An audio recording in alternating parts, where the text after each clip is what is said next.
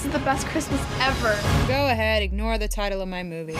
Grumpy Cat's Worst Christmas Ever. Jingle bells, Christmas smells. Saturday, November 29th at 8 on Lifetime. Merry Catmas, everyone, from Meow-vie Nights. I've got my co-host here, Ash, who is really uncooperative.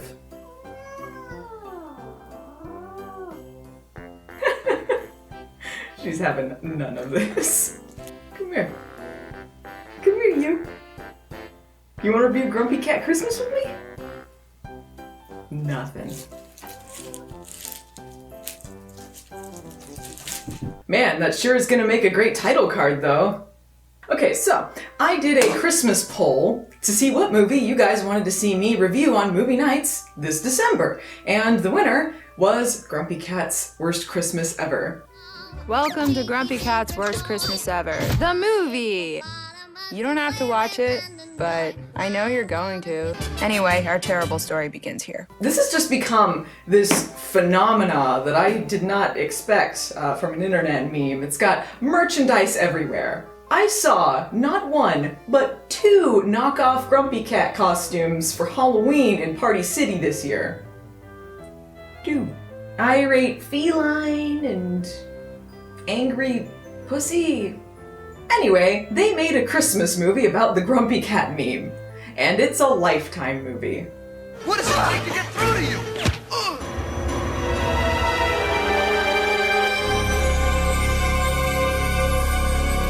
That shows how old I am to be making Lifetime jokes like that. I mean, like, I don't know, I don't have TV anymore. Like, I think their new thing is just, like, selling out as hard as possible.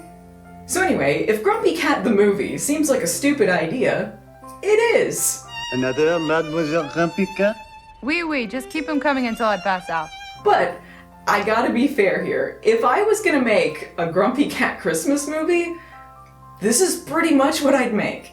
I just gotta be honest up front here. This movie is not that bad. In fact, it's actually kinda good. I know, right? It's less like the movie is selling out, and more like it's laughing along with you, because a lot of the jokes are really self-aware in this. Some are born great, others achieve greatness, and some watch Christmas movies starring cats. I think you know who you are. Meow. But it's not like a lot of wah-wah humor in this. I mean, they are really self-aware, but it's not like they're just zany over the top all the time. They do have some moments where they are true to the story. I give it a solid alright. It almost makes you mad because you want the movie to fail, right? But maybe Grumpy Cat can teach us something about overcoming Christmas cynicism and just enjoying the ride. Santa dude?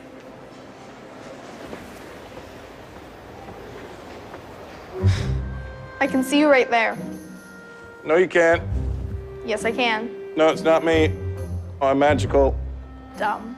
So this was written and directed by a guy who's almost exclusively worked on Nickelodeon stuff like Rocko's Modern Life and SpongeBob SquarePants, so you're gonna get a lot of that kiddie humor with adult jokes thrown in. It also stars Aubrey Plaza as Grumpy Cat, basically doing April from Parks and Rec again, which works out fine because that's pretty much this character. And it stars the little girl who was the new Red Queen in the only Resident Evil sequel I unfortunately saw. So here's what's going on. Grumpy Cat plays Grumpy Cat, a miserable feline at a mall pet shop who was never adopted because she looks like the bitter beer face guy. A dog from the store is kidnapped, and she thwarts the villains with the help of a little girl who is the only one who can hear her speak. Through it all, the audience, and perchance Grumpy Cat, will learn the true meaning of Christmas. Don't give me that look. What look? That look of judgment you're giving me. This is my look of tacit approval. Now, here's what you're gonna notice right away. The cat is not a trained Hollywood cat. It was just someone's cat who happened to look funny and got famous on the internet. So they're gonna have to do some workarounds here to try and get the cat to do anything, because on top of that, it really can't walk that well. So a lot of the time you're gonna get either green screen segments where the cat's just being held by someone, or you're gonna get equally hilarious cat stunt doubles or puppets. I love her little puppet hands. But that laying around on a pillow part, nailed it. Though I don't know why that pet shop owner just leaves her laying around loose all the time, even when they're closed. So it turns out Grumpy Cat was adopted a couple of times, and then returned both times.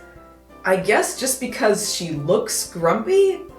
I mean, it's not like anyone in the movie other than the little girl can hear her, so I guess this was just all aesthetics. All she does is frown. And all he does is whine about it. Am I right, Mom? She does seem a little grumpy. Can I trade her for a fish? What a bunch of Grinches! I mean, now I understand her cynical worldviews. The pet store is about to get shut down, and the owner's plan apparently is to make this cat into a meme, and that will equal profit. Which is ridiculous. That would never happen. You are a genius!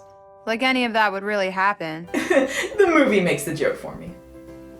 So Grumpy Cat changes the plot because, by the way, she can just do whatever she wants here, and makes it so that he is trying to sell this dog for $1 million, and that'll save the pet shop. Why is this dog worth $1 million? I don't know. Apparently it's rare or something. It's not like this is a rare type of dog breed. I don't know. It's not really entirely clear, so just go with it. Like, I didn't look up who did the voice of the dog, but whoever it was, great job. Cause he does this really stupid, egotistical dog model voice. It's kind of amazing. What the heck are you, a science experiment gone bad? More like a science experiment gone right. Check out my beautiful locks. They flow like a waterfall. It's great. I love it. So the kidnapping plot comes in when there is a band called Dragon Tail. Dragon Tales, it's almost time for Dragon Tales. And the band wants to steal this $1 million dog to fund their tour? Okay, following you, movie. There is 1 million characters in this thing. You got the guy who wants to shut down the pet store, the security guard, the popular girls who trawl mall pet shops to make fun of people, I guess. A guy who may or may not actually be magical, and Santa. There's a cast of colorful characters who work at the mall. Guess where the Mexican guy works? Life is like a soft taco. And there's also her mom and this guy and this romantic B-plot, which is completely unnecessary, so just ignore it ever happened. Blah, blah, blah, B story, not my line, not my line, not my line. Meow. A little girl who is weary of the world wishes on a Christmas coin, and now she can hear Grumpy Cat's voice. Just go with it.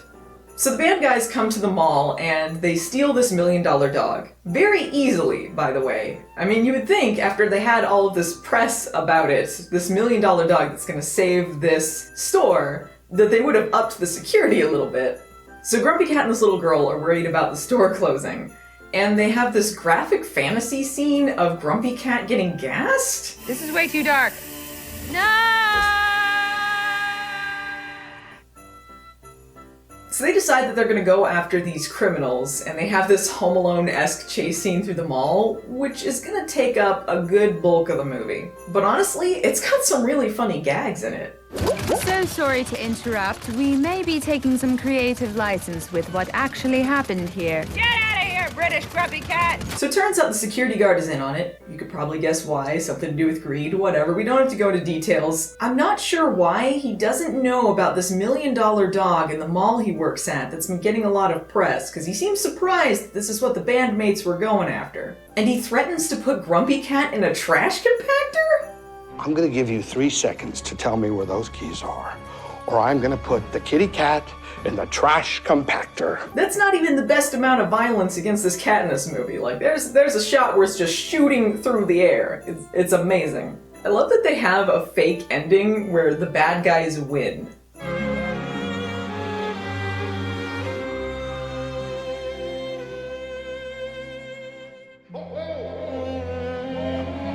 The little girl in this is actually a really good actor. She has this heartfelt speech with the cat when she is being held captive about how all of the world has let her down. And then Grumpy Cat gets to have her own little speech about why she's loved. And the world might be a cynical place, but there are people that love you out there. What a nice message. All of the animals in the store team up to take down these guys, and there is a lot of crotch damage going on. And this leads to a Grumpy Cat car chase. Hello, what's not to love? Yeah. This is awesome. That in turn leads to my favorite line in the movie. Those guys didn't do anything to you, did they? That's a different kind of Lifetime movie. And the day is saved, the end. How can you be mad at this movie? You watch it and you can't really be mad. And honestly, with this idea, it could have gone downhill really, really quickly. You know, I expected something more like Vampire Dog, where they include like internet speak and things like that, and a lot more trendy internet memes that would age badly. But there really wasn't a lot of that in this. Everyone sort of talks like a savvy teenager, like no one in the real world actually speaks, but it fits for what the movie is. I hand them out to people who would otherwise have a crappy Christmas. I buy them online from magicalchristmascoins.co.uk/canz.com. You do get this hip Paul Blart reference, though. Yeah, Paul Blart! But you also get Murder, She Wrote and A-Team jokes for the oldsters in the audience. A lot of the jokes in this movie are kind of hinged on knowing that it's a movie and being self-aware about it. So a lot of the stuff that's actually really funny in it isn't even about just making fun of that it's Grumpy Cat. It's about making fun of just overused tropes in movies and making fun of the dialogue and breaking the fourth wall and lots of stuff like that. $1 million? Really? With an M? That sounds like a MacGuffin to me. It doesn't seem like it just appeals to the teeny bopper crowd, or just to people who know about the meme. I mean, your parents could watch this not knowing anything about Grumpy Cat, and they'd still laugh at it. It's kind of incredible that the movie turned out as good as it did. Because really, when you think about it, they're working with a meme that doesn't have a lot to it, and a cat that can do literally nothing.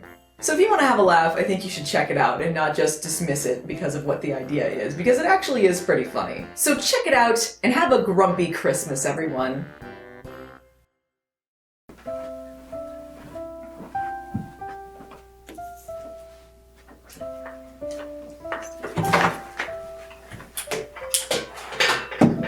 Can you face the camera? Untrained, unprofessional. Get your claws out of there. Never work with kids or animals.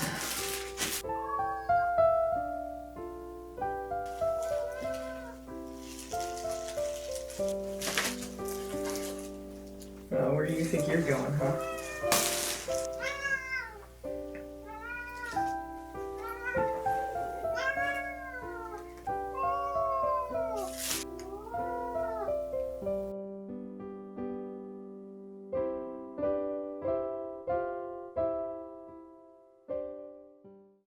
Terrible movie she wrote by Grumpy Fat. Ah, crap, damn it.